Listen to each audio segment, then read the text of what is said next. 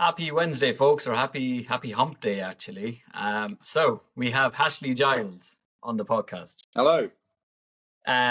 Normally, as you know, we talk all things Bitcoin, but today specifically, I'd like to pick Mr. Giles's brain on merchant adoption, specifically in the UK. What are they worried about? What are the questions they have? How do we solve for those questions? And basically to try and show you how easy it is to onboard to start accepting Bitcoin for your local business. So look, I'm not gonna steal his thunder. So Ashley, tell us about you. Tell us about yourself.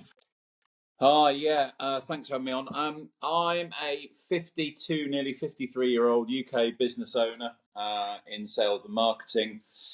I stumbled into Bitcoin at the end of 2020 in the second lockdown. When my particular business had to pause throughout all the lockdowns because we do a lot of events, a lot of shows, so very consumer facing. And I was approached by a crypto exchange who potentially wanted to work with my day-to-day business. And it was only they listed Bitcoin and Ethereum. And I was quite interested by the whole concept, but had heard the word Bitcoin, and then from there said, well, actually, I better do some research on this if we end up having these guys as a client, which we never did in the end. And I very quickly fell down the Bitcoin rabbit hole because obviously business was on ice. I was free for 8 to 10 hours a day, or I'd normally be working. And so I read lots of stuff, listened to lots of stuff. I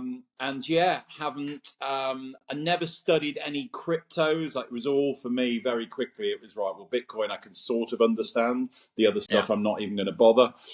And then a bizarre sort of turn of fate when I was really sort of starting to get down the rabbit hole is my daughter was 4 at the time, and her initials are BTC. So I said, well, maybe this is meant to be. It's been thoroughly enjoyable the last, 4 years.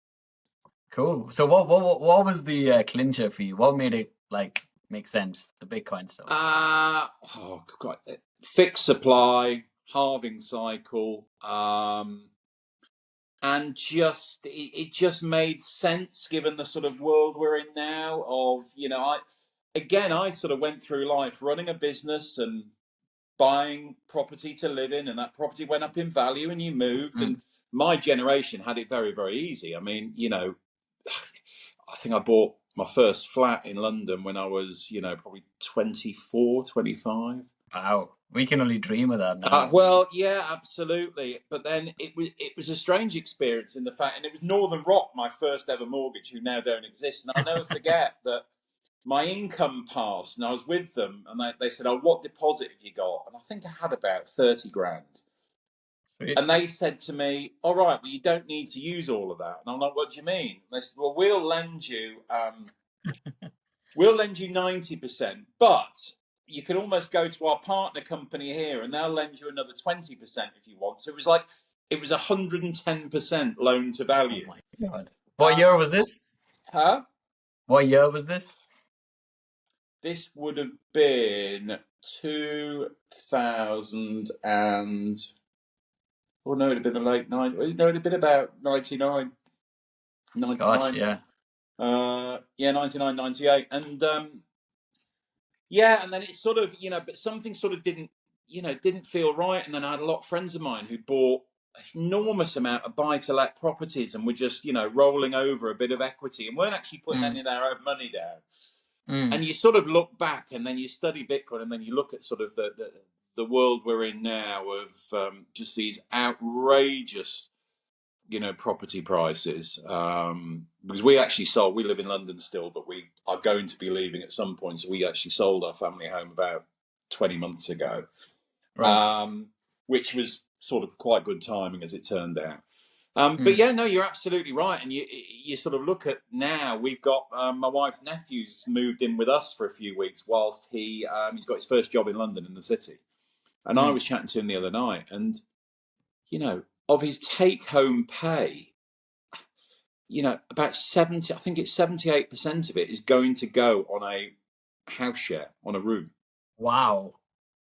And you're like, this just, whereas actually when I was his age working down here, life was quite easy to, you could go out if you were, you could eat. You weren't worried about what type of supermarket you were going to. Yeah. So so I did, and then I'm not a technical person, so I'm not the most technical person. We saw it took us about 10 minutes to join on this podcast. So a lot of the Bitcoin stuff actually goes way above my head, but I think I've had quite a lot of success in getting friends, family, colleagues to get into and get a position in Bitcoin. I've also got about 40% of my staff buy Bitcoin every single week. And these Nice. are mainly women in between 50 and 60 years of age who literally joining a Zoom call is technical enough for them. They're not on Twitter. They don't. So we have a little WhatsApp group, and they've done great because they've got a company pension that we've had in place for probably 10, 12 years. And that is in monetary terms, I think they're 28% up in a decade. Whereas over a couple of years worth of sort of accumulating Bitcoin in ranging amounts, some are very aggressive, some are very small amounts. But I think the figures, I think they're 87% up in 2 years now.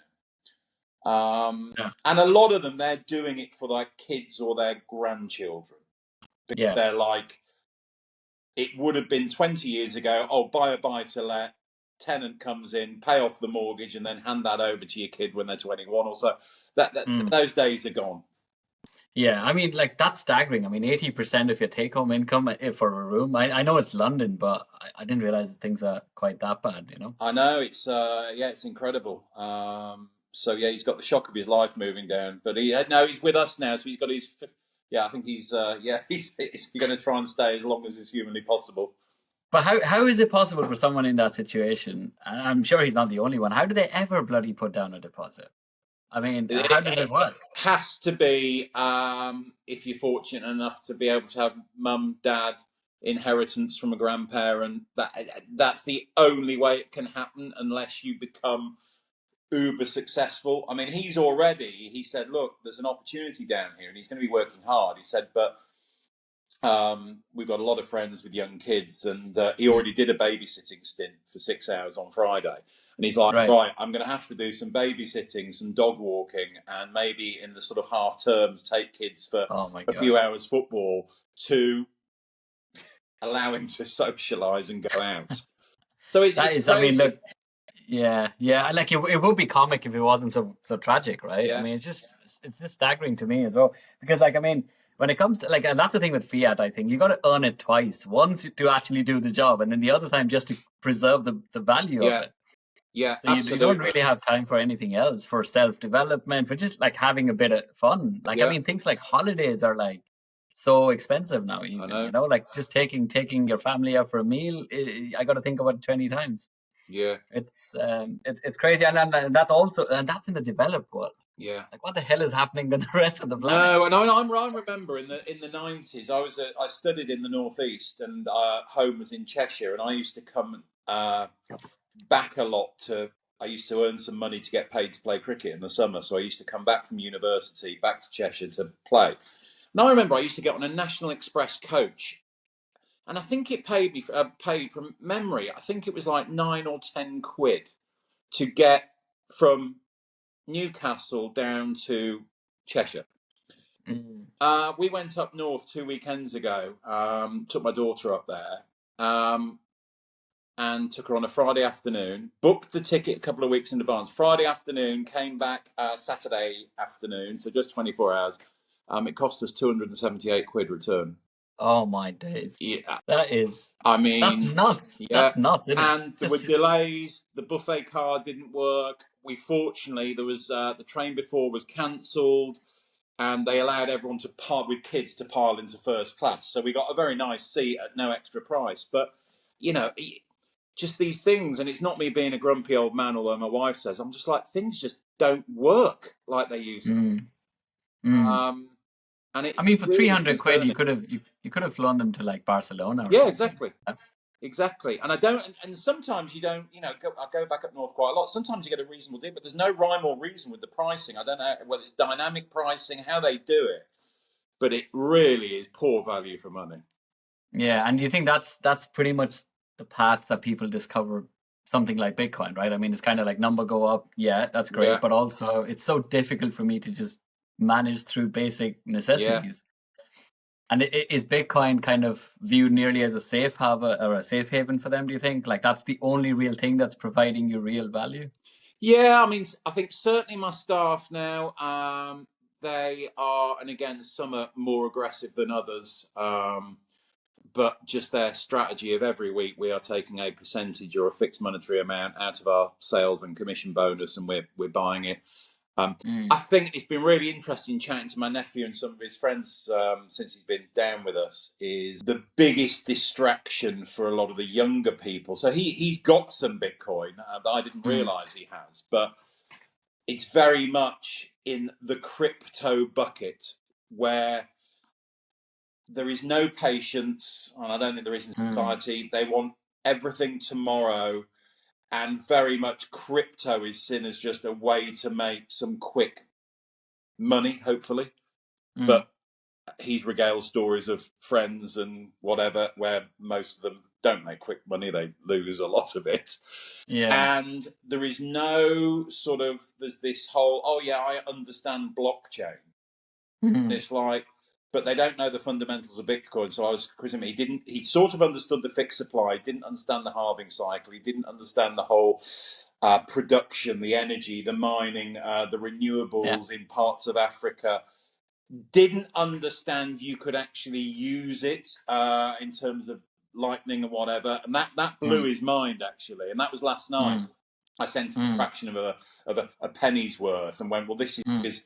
and he was like, "All right, okay, so that's why businesses." Okay, it sort of started to make sense, and he's like, "Okay, but you can't do that with a load of these other tokens and projects." And I said, "Yeah, that there needs to be this huge, almost re-education of why Bitcoin is different." And I'm certainly not someone to I don't understand cryptos. I'm not, and I have absolutely no interest. And I'm sure there are some projects that have, quite honest intentions and some that don't. But Bitcoin as money, I struggle to see how someone cannot have a position if they have some spare money over and above their expenses and outgoings at the long-term savings plan. I just don't. I think it is so compelling. It's bizarre that only maybe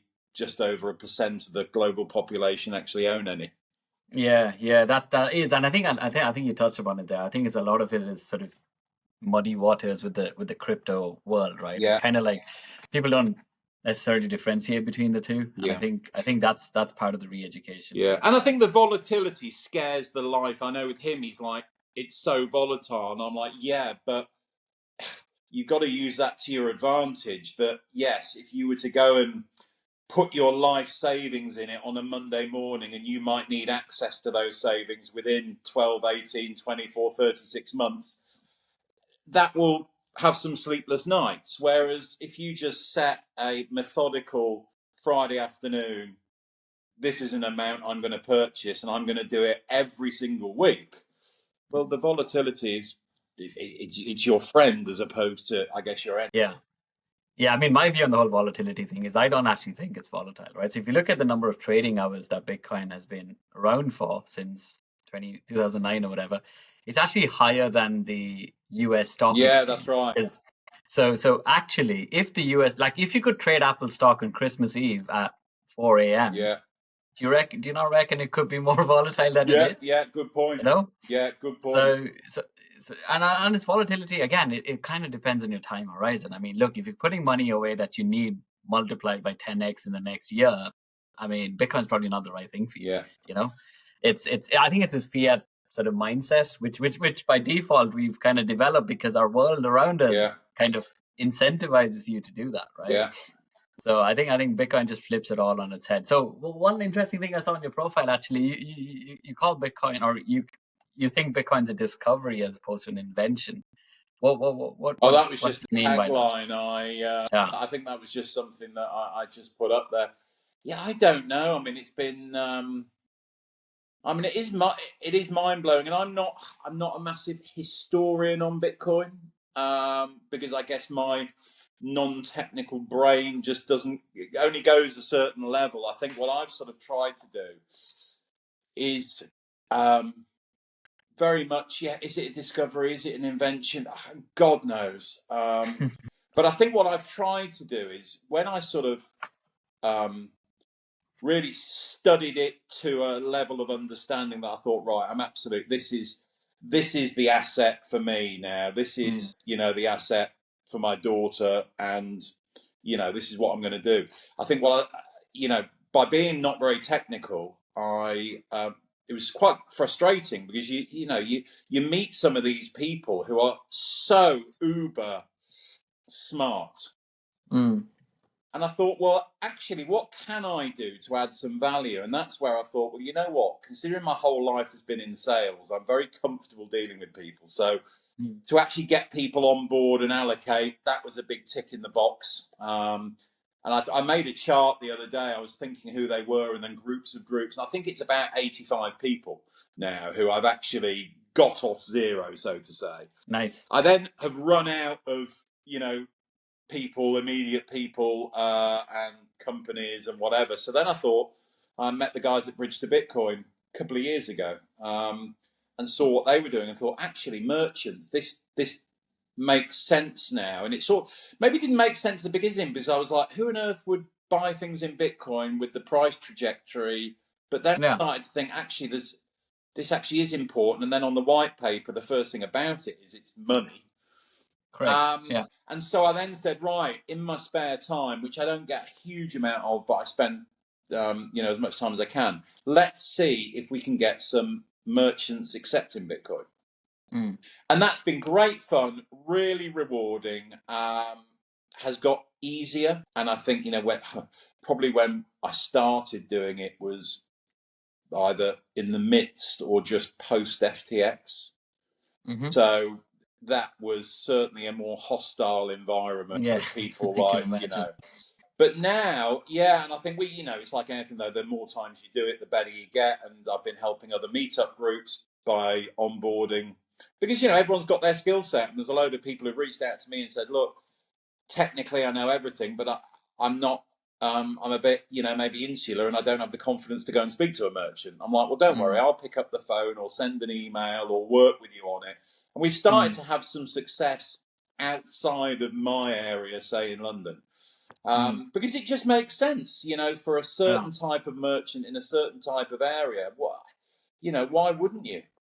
Yeah. So, I mean, exactly. But I guess from my perspective as a Bitcoin hodler, right? I mean, I used to always think Bitcoin store of value. I mean, if I was to buy coffee with it, it's probably the most expensive coffee of my life Yeah, in yeah, 10 years yeah, time.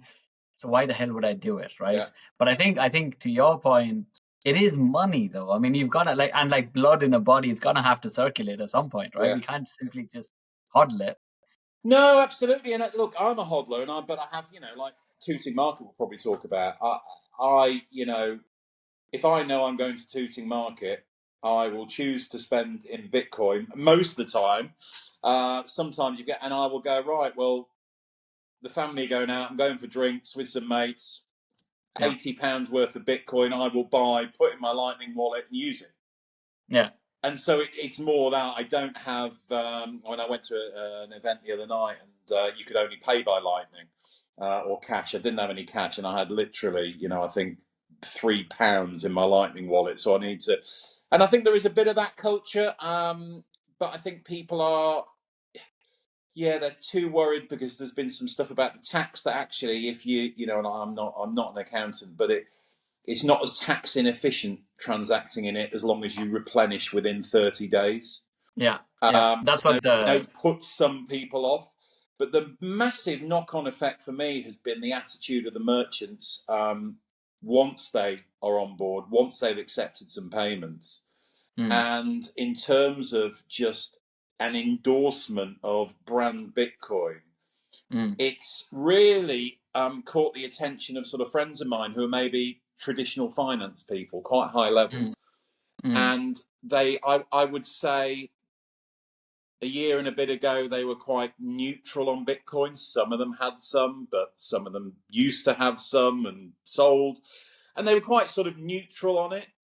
When they've been to places with me and seen payments in it, the traditional, say, higher level finance guy, a penny has dropped with them of, oh, okay, right, I can see how this works. And I think now what we're saying to sort of merchants is, you know,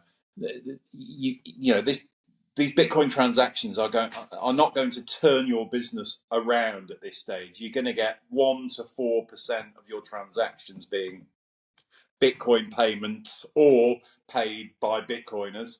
However, if you just treat that as a little nest egg and look after it and just keep the Bitcoin, because you've hopefully got an already flourishing business with the other 96% of your transactions. And that's certainly a big change now, whereas maybe a couple of years ago, every merchant was like, okay, well, I want the pounds, I don't want the Bitcoin. Yes, I don't mind a few extra customers, but I want to cash out instantaneously, which you can do. There's been a real move now where the business owners aren't, and they're, in some cases, which I know we'll discuss, incentivizing Bitcoiners to part with their Bitcoin for a better deal on products and services. Yeah, and do you think what is driving all of this is things like Lightning? I mean, is that the driver, or because doing an on-chain payment for a burger, you're going to wait for at least 10 minutes to settle, Yeah, and you're probably going to absolutely. pay Yeah, I more. mean, Lightning. I mean, whoever you are, and I found this, really easy to get someone just within seconds to download Wallet of Satoshi and to ping them the fraction of a penny, and then their screen lights up. Yeah. They suddenly are like, wow, okay. Yeah. And that pretty much with, most people has been almost the default entry level. And of course, there's other ways of then more securely accepting what have you. But it does, whoever you are, it sort of, it does blow you away. I've done it with some of my daughter's friends, mainly the boys. They've come over and it's been raining outside, and I've said, all right, do you want to just see how money can move around the world instantaneously? And then you'll put a tweet up with your QR code. Yeah. And these kids, I had to apologise to two of the parents, say, look, I think your son's now coming home and all he's going to talk about is Bitcoin, and he's 9, I apologise. But to see, people going, oh my God, someone from wherever, Ukraine, the US, Australia, has just pinged a fraction of a penny to me instantaneously. It's mind-blowing. It is mind-blowing for them. And I remember my daughter, for one of the events we did, it was half term a year or so ago, and I said, look, I'm going to deliver some leaflets, because what I want to do, I don't want just Bitcoin people coming to these events. I want people who are curious. So we did a Bitcoin and gold event, which I thought would almost dilute the Bitcoin element and make it almost a bit more appealing. And so we put leaflets out in the local area, in the shops, through people's doors, etc. And we got a really good turnout, actually. And I said to her, she goes, well, what do I get out of spending 2 hours of my half term? I said, I'll get you a little light. She was 8 at the time. Get you a little Lightning wallet. I'll put it up, and some people will, pledge you something. And it's been great. She still looks at it when she's only allowed on her iPad at certain times. But the first thing she does is to check her balance. Yeah. Brilliant. That's brilliant. I mean, you catch him young, eh? Yeah, exactly. But no, it's all. But yeah, it's thoroughly. It's. And I think it's an important use case, because if you take any business, they've all got normal day-to-day customers. So when you've got that Bitcoin accepted logo at a till or at the online checkout, that increases credibility with Joe Public. Of course, yeah. The other thing, so that's one of the things that I don't think maybe people realise. Just passers by seeing a sticker, it's like, okay, this is a real thing in use now. So that's one thing. The second thing, which has been really interesting, every business owner has an accountant, and accountants work on behalf of lots of businesses.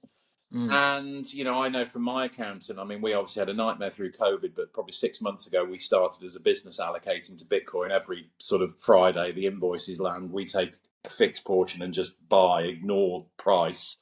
Nice. And my accountant, and they're a big accountancy firm, it's actually a relative of mine, who are very open to Bitcoin, but again, they've been blindsided of cryptocurrencies, blockchain, whatever. But they're like, right, okay, so you're buying Bitcoin as a business. What are you going to do with it? I said, well, we're just accumulating. Yeah. But okay, so there's no tax implication there at all. You're not going to sell it? No. And actually, whilst it's not since we started buying, yes, we are paper profit up, but it's just quite interesting that then you're like, well, this particular accountancy firm that look after us, they do the books of 11,000 different companies. Wow. So you're then like, well, okay, and like you said at the beginning, price has to. So let's say price does something exciting, and suddenly at the end of the quarter they're like, oh, hold on, your Bitcoin holdings now are worth X versus the investment. Yeah. This is something to go, well, okay, why don't I speak to you and any of your clients that are interested about a Bitcoin treasury strategy? Gotcha. Yeah, so a la Michael Saylor with MicroStrategy, yeah, exactly. Right? I mean, that's exactly. Yeah, which is why I was actually like super surprised how come other public companies aren't copying that like winning strategy by the looks of it, but probably because of accountancy rules and taxation, and we don't know how to treat that on the balance sheet. There might be technicalities involved for a public company. Yeah. But for SMEs, I think it's like, I mean, look, it's right there. You can have a car wash and just stash away Satoshis every weekend. I mean, there's quite exciting. I've got a merchant coming on board soon from an island off the UK. I went there for 2 days, and not Bitcoin related. I went there for 2 days because I had a big presentation to do, and I needed to do it basically put it together somewhere quiet. So I thought, I'm going to go to this place for 2 nights. Yeah. And it was interesting. It was just the other day, and the lady called me and said, right, I'm ready to do it. This makes sense. It's a hotel. I want to do this. So I'm like, right, this is what you do. This is how you set it up. She goes, okay, but I need, you're going to go on speakerphone here, mate, because my lawyer friend I spoke to last night, he's here now, and he said it's a scam. Right. So I said, okay. And actually, he's a really nice guy. And he goes, oh, I didn't say it was a scam, but she should be wary. I said, absolutely should be wary. I said, well, this is how it works. That this hotel is now going to have access to a community who are passionate about something. And she will more than likely get bookings, and probably, given where this place is, she'll probably get quite a lot of bookings. She has the choice to keep the Bitcoin, which I would advise, or she could instantly change it to pounds. And I said, this is Bitcoin, not crypto. And it turned out that the lawyer had a relative whose son had bought some tokens and basically lost his shirt. Yeah, rug pulled. Yeah. And was like, and I said, no, this is just, this is very different. And we had this sort of, not a long discussion, but I said, you do realise the UK government, I know they seized it, but they have 61,000 Bitcoin. You do realise this is talked about in the US elections. Yes, in some good and some not so good ways. You do realise there's public companies out there mining, etc. And this guy was like, right. But I think, it is, we shouldn't underestimate, and I certainly know from chatting, if it hadn't been for that second lockdown, which was terrible for business, personal, general mental health, I would not be in Bitcoin now, because I would not have had the time. And I think there is a direct correlation that 4 years ago, there were a lot of people in the same position, maybe like me, who ran their own business was affected negatively, or they just had to stop. They had time on their hands, and they had the time to spend the however many 100 or 1,000 hours in a real condensed fashion. Whereas, being a father, business owner, if that hadn't happened, I just wouldn't have had the time. Yeah, no, exactly. And I think I've never met anyone who spent 100 hours studying Bitcoin going, oh yeah, that's a piece of crap. No. ever, Absolutely. right? So it's kind of like, but then when you look at things like the traditional fiat system and things, fractional reserve banking, going back Yeah. to your mortgage example back in the day with 110% Yeah. mortgage, and it's like, well, we take that as gospel, and that's okay, but that's not a Ponzi, that's not a Yeah. scam. Yeah. But the stuff that you do, that's a scam, you Exactly. know? And, So and it's I kind of tell like, you what, is frightening actually is my niece, her boyfriend. I met him, and I'm not going to say any. They're all these kids sort of in their early 20s who moving to London are desperate to get on the property ladder, like absolutely desperate. And I have my own thoughts that essentially my generation, with the odd blip, has been in a property bull market for 25, 30 years. You look at, there was some really interesting chart the other day of the US and the UK, and it was per sort of state and county in the UK on the multiple of house price divided by average household income in yeah, that particular area. And from recollection, a lot of the US was about 3.5 to 4.5 multiple. mm. You sort of looked in the north of England, it was about 6 or 7. London was 13.8. You're like, Wow. this surely can't continue unless there is a revisit to really cheap credit, or Yeah. it's crazy. I mean, it is crazy because I was a homeowner, and I still am a homeowner in Ireland. I'm looking to bloody offload that as soon as possible and buy more Bitcoin, right? Because I don't want to deal with tenants, I don't want to deal with headaches, all that kind of stuff. Yeah, But even if I was buying to live, and we went sale agreed on a like an apartment by Canary Wharf for £500,000, right? And we were like, right, okay, so I've got to pay up about 50 grand in deposit, right? 10%. yeah, But not only that, you get things like annual maintenance service charges, yeah, which is about 500 quid a month for basically a souped up lift, right? yeah, That's all you're getting. And then all the things like refurbishment, you got to paint the bloody house. If the yeah, boiler breaks, I got to set some money aside. It's kind of like, is it an actual asset? Because it doesn't feel to me like it is. yeah, So I'm now going, well, how about we rent something that we can't even bloody buy? Because we can make the monthly payments. And at the end of the day, it's a roof over your head yeah, whether I pay for it monthly or own it, because you don't actually own it, you only own about 10% of it yeah, anyway. yeah. So it's kind of like it's making it more obvious to me that it's a bubble, and not even a bubble. It's just not. It's just housing's a cost. I think Yeah, whatever I mean, I way you still do it. think, and it's like my niece's boyfriend, and he said, and I think he actually has put a deposit to buy somewhere. But I remember his strategy. I said, look, if you're going to live, a bit like that analogy, I said, if you're going to buy somewhere now, have a long-term view on that property, because I think it could potentially be rocky over the next 2, 3, 4, 5 years. Hmm. The property market. If you are buying somewhere going, I'm going to live here for the next 15, 20 years, that's a different story. But he very much was of the thing of, well, yeah, but in a couple of years I'll be able to sell it on to someone else and then move it. And it's like, you know what? I'm not sure. Back at zero interest rates, great strategy. Not sure it is so much now, because it's amazing when you go on these sort of mortgage calculators of Yeah, what people were paying sort of 2, 3 years ago and what yeah, they're now paying. And it's like, wow, yeah, it's a big chunk. yeah. Because I ran those calculations for like 30, 35 years, right, just to kind of make sense of it. Basically, the deal is quite simple. The bank gives me one house, and I need to return to the bank 3 houses at the end of my loan. Yeah, yeah, What kind of a deal is that? Like, I yeah. mean, why would I do that? Yeah. Yeah, and it was You know? interesting chatting to them as well, because they were like, yeah, but there's no point renting. You're just throwing money down the drain because you may as well be paying your house off.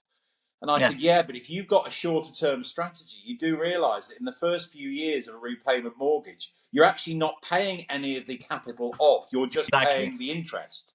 exactly, And then obviously exactly. it starts to eat into the loan Yeah, over time. yeah, exactly. And life also happens, right? I mean, like I said, we had a kid, and now suddenly I gotta change the place I live in because the schools aren't great, for example. Yeah, What do I do? Sell the house, pay 3% to the guy, to the estate agent, for yeah, example. That's eating into my profits. yeah, And then I gotta have to it's the opportunity cost of that money could have actually earned me much more Yeah. in a different instrument, right? Yeah. So how we need to factor that in as well. And then when it comes to things like furniture and stuff like that, things like that just wears and tears. There's stamp duty, by the way, which is Yeah. eye-wateringly Yeah. high Yeah. for Londoners. Yeah. It's manic to me. And I think the people like yourself, for example, whoever bought it back in the day, you're better off holding it for 15, 20 Yeah. years. But then when you sell it, where do you go? Because everything's inflated in price, Yeah. right? So, Yeah. so I what mean, our happens in that strategy scenario? was we're going to get out of London most likely, and getting out of London means you are, it's cheaper wherever that place may be. So, Yeah, yeah, certainly, the wife, we were under strict orders when I sold the house, and she was like, look, you can buy a little bit more Bitcoin, but I stress it's a little bit more. yeah, Do not take all the proceeds, and and then your part of you is like, oh God, yeah, yeah, what if security was it? But I guess it's so yeah, we'll be leaving at some point, mm. ready for pastures new. Yeah, yeah. Nice, nice. I mean, good luck with that for sure, man. It's yeah, I wouldn't want to leave London. You see, that's the thing. I'm an old man. I'm getting old though. Your viewpoint will change. I'm like, I just need to be a bit more quiet. Yeah, yeah. So look at going back to the merchant adoption stuff, right? The other thing I'm curious about is like I'm not going to talk about taxation, right? It's too Yeah, yeah, technical a topic. Let's not even go there. But the elephant in the room that I think we need to definitely touch on is what do the finance guys, well, not even the finance guys, what does the government think of having like this parallel economy running right under their noses, which they have zero control over?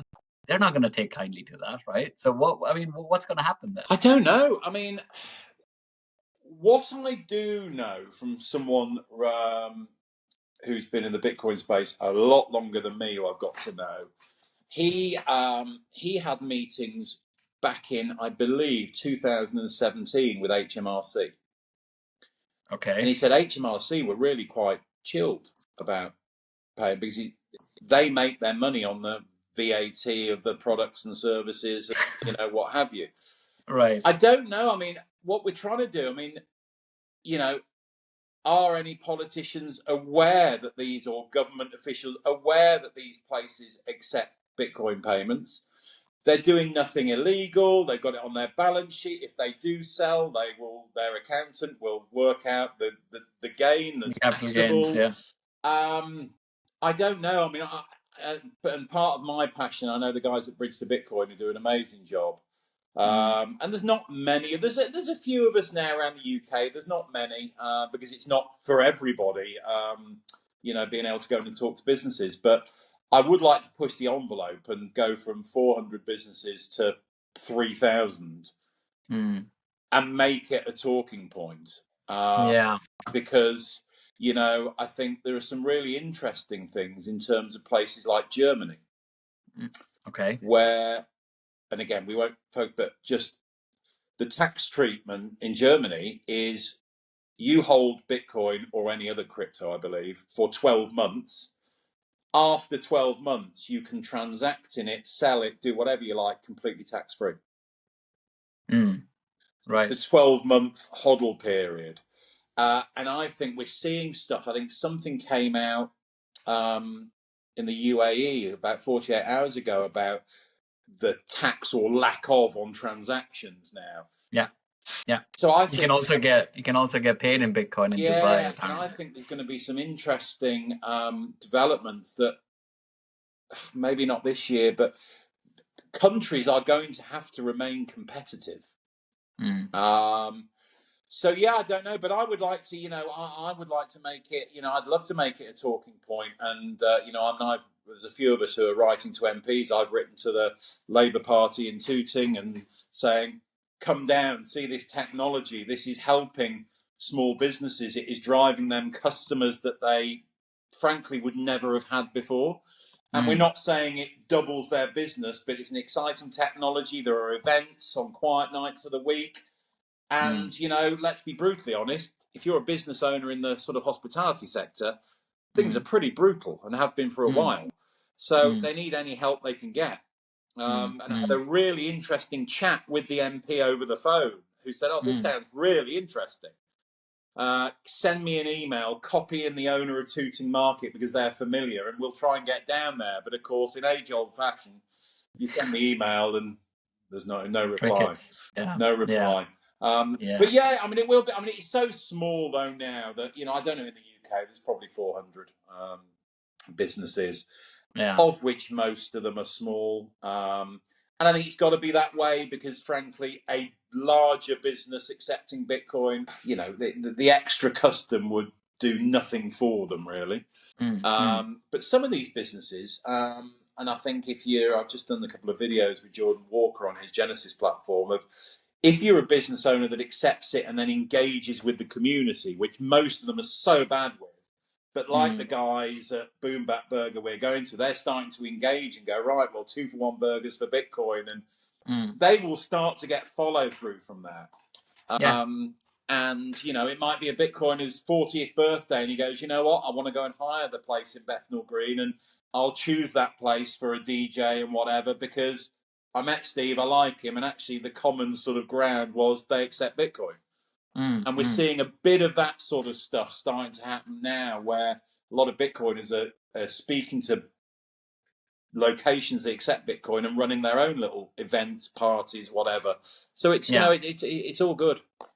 Yeah, no, exactly. And I think, yeah, like, it seems to me that everything is good for Bitcoin, right? Yeah. Because, governments in the past have tried to clamp down on it. China, for example, had a mining ban, I think it was a few years back. And then even now, half the hash rate is still in China. Yeah. So, it's kind of like, I think governments will eventually come around to the idea that they can't control this bloody thing. So they might as well, you can't beat them, you got to join them. Yeah, absolutely. I think, unfortunately, they're going to, I mean, we know that, obviously, I think Bobby Kennedy Jr. is very pro-Bitcoin. I don't know whether Trump is or not, but and I think Vivek is. So I think that election is going to prove quite interesting. And there seems to be a school of thought that sort of a lot of Western countries are just waiting for the US to take the lead on doing whatever they do with it.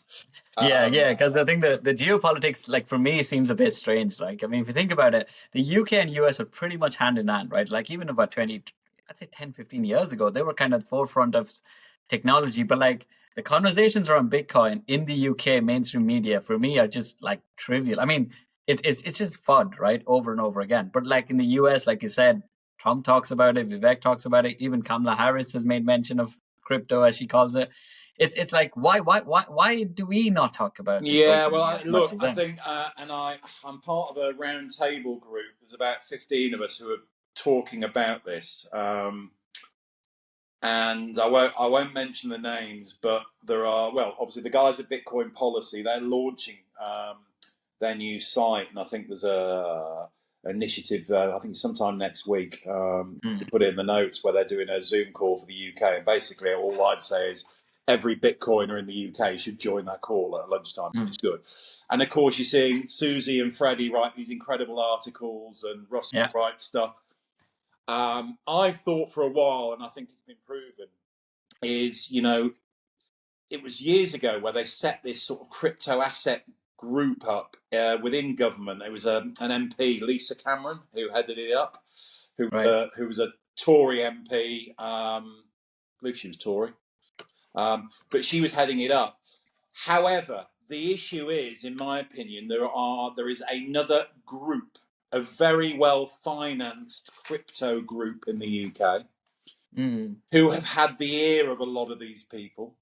You just need to go on their website and see their sort of sponsors, and they are supported incredibly well financially by the likes of your Ripple, Coinbase. And they will never utter the word Bitcoin. And I think that is an absolute travesty, whereas I know in the US you've obviously got an advantage with the funding. Is obviously they've got the big mining companies in the US who can afford to support Dennis Porter and whatever he's doing, whereas in the UK we have nothing. So I think we've got to be sort of, and I think this is what's going to happen, is we need Bitcoin policy to, well, they need some funds to be able to carry on to do the work. And unfortunately, that's going to have to come from either Bitcoin-friendly businesses, Bitcoin-friendly entrepreneurs, and Bitcoiners themselves going, well, actually, this is now going to be my charitable donation each month. Because I think we've got absolutely the right people to educate in the UK. And I'd like to say that I think it's more just lack of education on the topic as opposed to anything really pro or against from any potential legislators. You don't think it comes from malice, basically? I don't know. I mean, all I know is that, and again, most of my friends in London, they all work in finance and in quite, high level. We're all similar ages. Our kids are the same ages. And I was with, I've been on, and he's actually been to a couple of meetups, and it's a friend of mine, but he is Chief Investment Officer at a very large UK, mainly Southern-based wealth management firm. They're private. He went from being a skeptic to sitting down in a meeting with me, and I've directed him to other people, saying, right, we, for our alternative investment fund, would like to buy £30 million worth of Bitcoin. They are really confused as to why the whole ETFs cannot be accessed by anyone but professional investors. But what he said to me was, he said, we as an organisation have challenged their founder, then still owner and chairman. He has challenged the FCA on many things over his 40 years in the thing and won. And they have now gone, Bitcoin's here to stay. We're not sure about crypto itself. And I think I've heard from various other people, it's starting amongst these other maybe larger financial groups. There is starting to become a distinction. And I think it just needs some coherence from the FCA of, come on, we're just falling behind here. And whatever anyone thought about Brexit, good, bad, indifferent, that gave us the choice to do some things with our own autonomy. And we've dropped the ball. I'd like to say, I think this digital assets group, and yes, it's a different government in power now, I think they've been probably going for about 3 or 4 years. But they may have well have been going for 3 or 4 minutes, because there is just no structure, or these poor businesses are just clueless as to what they can do here. Yeah. And exactly. It's really frustrating. Yeah, no, I can imagine. But I think again, from a Bitcoiner's perspective, it's kind of like TikTok next block anyway, Yeah, exactly. Right? Bitcoin doesn't give a shit Yeah. about any of this stuff. It's just going to keep working. And yeah. Again, the old adage, you get Bitcoin at the price you deserve, unfortunately. Yeah, no, 100%, 100%. Yeah, and I think for me as well, if I'm not one of those people who go, oh God, if I'd have read about this in 2013, I would never have. It was just the right time for me. When it was, harder to buy, I'd have walked away. Whereas I remember my first interaction with an exchange and whatever, I was quite impressed. It was quite slick. And I remember buying some and then selling it 5 minutes later, thinking, "Oh, I bet I'd never get my funds back." And then the funds came back, and then I withdrew it, and I was like, "Oh, this sort of works." Yeah. And that's how I advise everyone to start. But yeah, and I think back to the merchants, I think it's this self-fulfilling thing that the more merchants we get, the more we will get. The knock-on effect, the references of a place like Tooting Market, there's another market I'm seeing where we've got a couple of businesses already signed up, sort of under the radar, and there's another 15 businesses there. And the owner of the market's like, "Can we do events here?" I'm like, "Sure you can, but we just need to find the time to all sit down." And there's no doubt that worked, because he got shown by me the article on Tooting Market and went, well, if it works for them, why don't we do it? Yeah, no, exactly. And just from a practical perspective, how hard or easy is it to actually onboard some much? And if I want to get set up, how quickly can I get It's done? very easy. I mean, it just, there are some variables, I guess, and the variables would be, how often is the owner of that business on site? That will dictate what type of solution to put in place. So, how many staff does he have or she have across a week who take payments?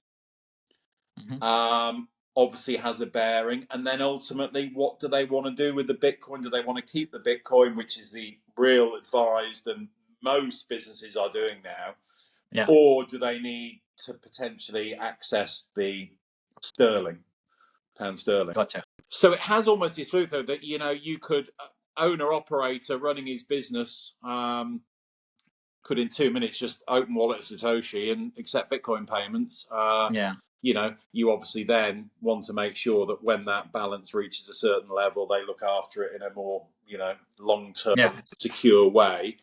But I think the real, and for me, it's always been about forget your larger businesses with layers of management, owners never there, because it just takes so long. What you actually want is family run.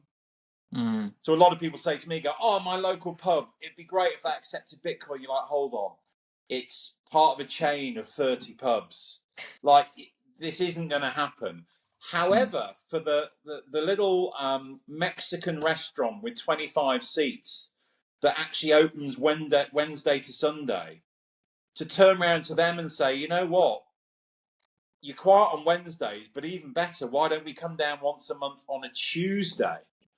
We will give you trade on a day of the week you're normally shut. We will have, dependent on which part of the world you are, we'll have 10, 12, 20 people. If it's private, we could get a speaker. Suddenly, that is far more appealing to that prospective merchant, because it makes a difference to them. And then what you find is most merchants are very surprised about Bitcoin people and what they're like.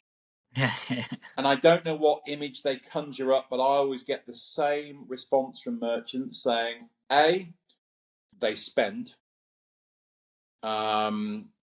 They spend. Don't know what happened there. Sorry, continue. Yeah. Yeah. A, they spend. B, they're really polite. C, they're a lot older than they thought. And yeah, they just find it a really interesting bunch. And I think, it's, I think it's important, but there's a solution for, every business, be it from Wallet of Satoshi through to Coin Corner, which obviously is KYC, but has to be because you can get the pounds instead of the Bitcoin. Swiss Bitcoin Pay is sort of becoming very popular, because what you can do there is you have almost the master account, but you can put the point of sale on every staff member's mobile phone. So that's become very popular. The staff member can't access it.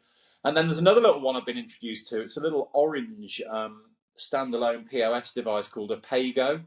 Right. Out in Europe, which again, I think you pay €99 for, link your Lightning wallet and you're away. So that's dedicated.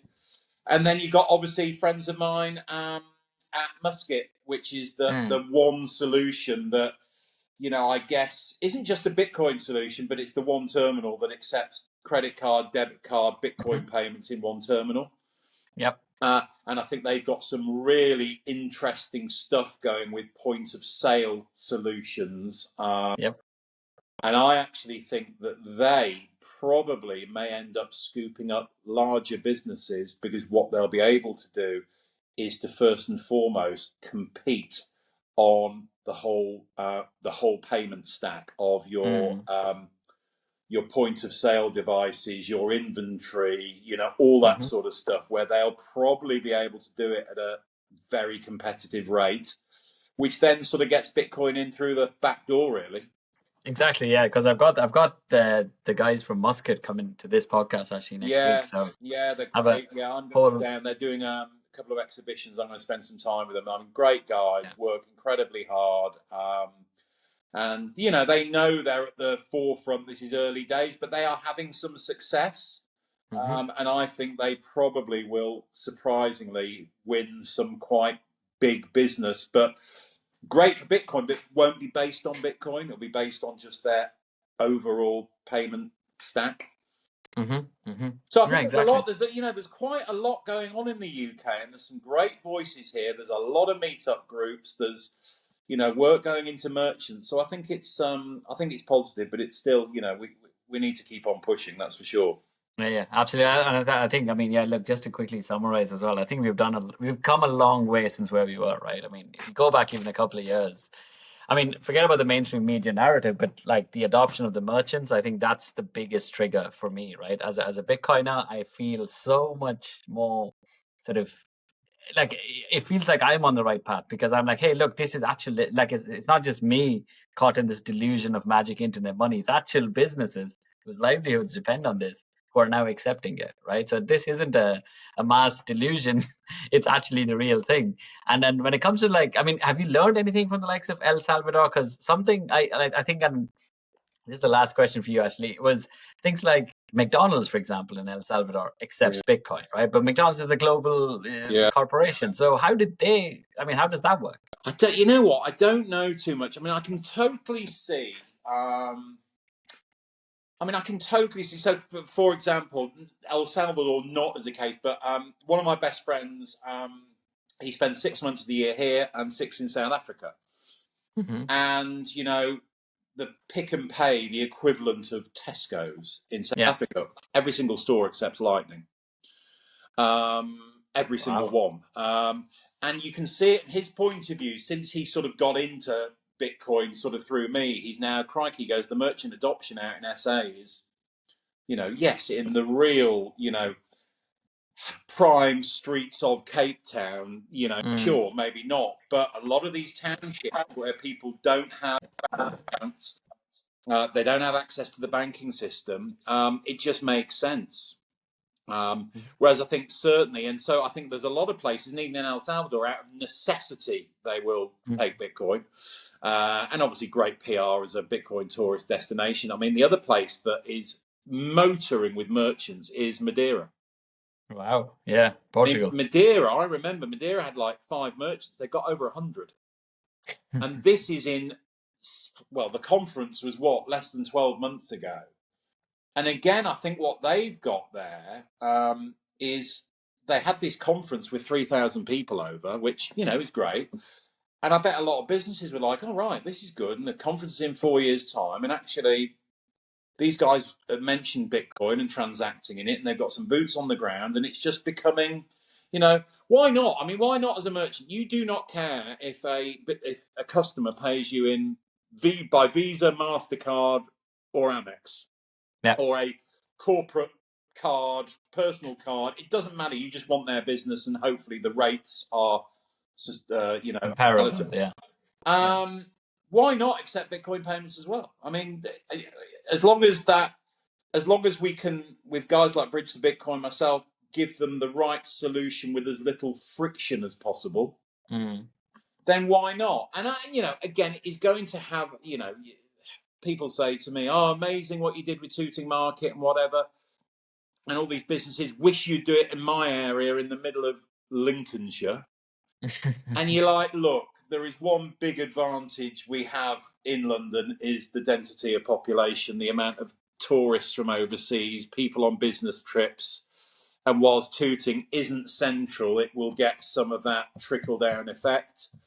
Whereas I think, if you're in Lincolnshire and you've got a meetup, probably you're best off just sticking to your local small bistro, privately family-owned restaurant, and then do as I do here. I mean, there's a few places on the map, but they're not. My local butcher, he accepts Bitcoin, and he's got from being on the map, he's got some. He's actually done quite. It's surprising. He's had more business than he thought. Mine and my wife's gym instructor, he accepts Bitcoin. Well, actually, what we did with him is we booked a year's worth of sessions about. Actually, no, 2 years worth of sessions about 2 years ago, and sent him some BTC and said, look, just see how this appreciates versus the sessions. And it's done really well for him. And he's, keeping that. And I'm like, this is, for you to pass on to your kids when they're 18.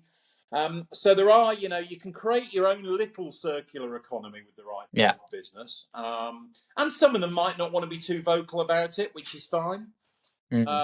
But certainly when you get in this market scenario, 1 brings 2, which brings 4, because they suddenly feel safe doing something different for the first time. Yeah, yeah. No, it's the network effect as well, isn't Yeah, it? Like it just absolutely. keeps going. That's Absolutely. brilliant. That's brilliant. Look, I mean, thanks a lot for taking the time off. I know you're a busy man, right? So Pleasure. I'll finish up with what I usually do. I don't know what's wrong with my camera, so ignore that for now. But I'll do a rapid fire thing, right? 5 questions straight off the bat. Say whatever you want. Okay. Question 1. Describe Bitcoin in 1 word. Inevitable. What non-zero chance is it that Bitcoin is like a psyop that's being run by the elites? No, I don't think so. But then I'm not on the Bitcoiner conspiracy theory. I'm very mild. So no, I say no. Gotcha. How often do you check the Bitcoin price? Oh, way too much. I need to buy one of those clocks that sits there. Yeah, I do. Not out of. I don't trade, but yeah. I mean, I check it probably one of the first things when I get up. I reckon 3 or 4 times a day. Oh, that's not too bad actually. And the problem with those clocks, by the way, they only have 4 digits. Right. Okay. Yeah. So yeah, that's not going to work for long. Yeah. Will there ever be harder money? Oh God. I think it's very difficult to come up with something harder than Bitcoin. I think you can never say never, but I couldn't imagine there being. And if it was to be, I think it's a hell of a long time away. Gotcha. And finally, the $1 trillion question, right? Who do you think Satoshi is or was? No idea, but certainly not who apparently that documentary that came out. I have no idea. Again, the history stuff. Whilst I find it interesting, I don't. But there was some reference, wasn't? I don't know. I'd like to be biased and as a proud Brit to say they were British, because there were some references and The spelling and terminology, things like that, yeah. But I have absolutely. I think if I was to go for it, I don't think it's one person. I think it's a group of people. Yeah, yeah, yeah. But one of them is probably British because again, the Times of London, I think, Yeah, is on that's the right. Genesis block. That's right. So yeah, Yeah. but I don't know. I mean, there's some weird and wonderful conspiracies and thoughts out there, and I think for everyone's sanity, you just need to stay away from some of that stuff. And Yeah, yeah, yeah. You don't think he's gonna make a sudden appearance 20 years down the line? no, not at all. No, who was it? Was it Jamie Dimon came out with that and was going to appear, or she's going to appear? Yeah, exactly. No. Look, excellent stuff, Hashly Giles. Mate, Absolute pleasure, mate. great to see Thanks you. a lot. Take care. And look, well, this will be live on the usual platforms, guys. So have a look and spread the word, right? And also, by the way, Boom Bap Bitcoin 2 for Tuesdays next Tuesday, Bethnal Green. Bethnal So yeah, Green from make it there. 6 p.m. Hopefully, see some of you there. Excellent. Cheers. Thank you. Cheers, mate. Bye. Bye.